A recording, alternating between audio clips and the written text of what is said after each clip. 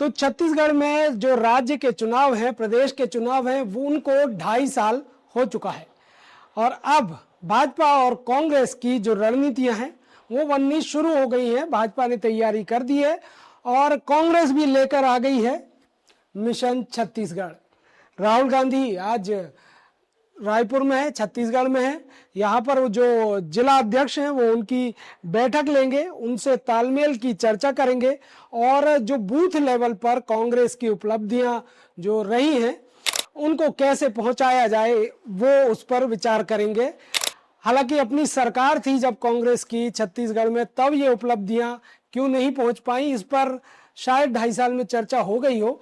लेकिन इस पर भी चर्चा जरूर होगी कि जय और बीरू के बीच में क्या सब कुछ ठीक है। जय और बीरू के साथ साथ जो अब दीपक बैज बीच में आ गए हैं, बाबा और उनके बीच में जो तल्खियां बयानों में जो सामने आई थी पिछले दिनों में, क्या उस पर लगाम लगेगी। कांग्रेस के जो अंदरूनी झगड़े हैं, ये तो सिर्फ बड़े लेवल के झगड़े हैं जो सामने आ रहे हैं। हालांकि आना नहीं चाहिए, क्योंकि बड़े स्तर के नेताओं के जब झगड़े सामने आते हैं तो उनके जो समर्थक हैं, उनके जो प्रशंसक हैं, उनके जो सपोर्टर्स हैं, उनके बीच भी आपसी खींचतान जरूर होती है। जैसे कि दीपक बैज और जो टीएस बाबा के बीच बयान लगातार सामने आए और उसमें जो टीएस बाबा हैं उन्होंने ये उम्मीद जताई, आशा जताई और उन्होंने अपनी तरफ से एक इच्छा भी जताई कि वो प्रदेश अध्यक्ष की कमान भी संभाल सकते हैं। लेकिन दीपक बैज ने क्या कह दिया? दीपक बैज ने कह दिया कि आपकी दिल्ली को ज़्यादा ज़रूरत है, यहाँ पर युवाओं को मौका दे।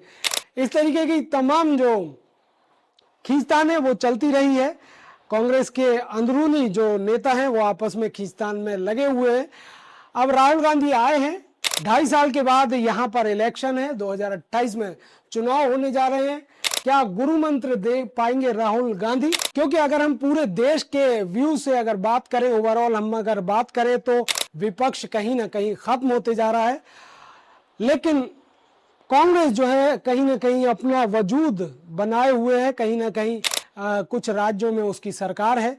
लिहाजा एक उम्मीद की किरण राहुल गांधी की तरफ लोग देख रहे हैं, क्योंकि बंगाल में जो हुआ, ममता बनर्जी की जो पार्टी थी वो खंड खंड हो गई है। शिवसेना जो भाजपा से अलग हुई, आज उसकी स्थिति ऐसी हो गई है कि ना उद्धव ठाकरे रोते बनता है उनसे और ना ही वो कुछ कर पा रहे हैं, अपने लोगों को रोक पा रहे हैं। क्योंकि रोते इसलिए नहीं बन रहा है कि जो जिस बैकग्राउंड से वो आते हैं, जिस पार्टी से वो आते हैं, वहाँ पर रोना थोड़ा सा कमज़ोर लोगों की निशानी मानी जाती है। और जो उनके नेता, जो उनके सांसद, विधायक जा रहे हैं उनकी पार्टी को छोड़कर, उनको भी वो नहीं रोक पा रहे हैं। ऐसे ही ममता बनर्जी के साथ भी हो रहा है। दिल्ली में क्या हुआ वो भी देखा है। लिहाजा उम्मीद की किरण राहुल गांधी में लोगों को नजर आ रही है, विपक्ष को नजर आ रही है। अब छत्तीसगढ़ में क्या होता है, कैसा गुरु मंत्र देते हैं और क्या कमियां हैं, उन पर आप कमेंट करिएगा, बताइएगा कि क्या छत्तीसगढ़ में कांग्रेस की सरकार दोबारा से आ सकती है या फिर फिलहाल भाजपा बेहद मजबूत है। कमेंट करिएगा।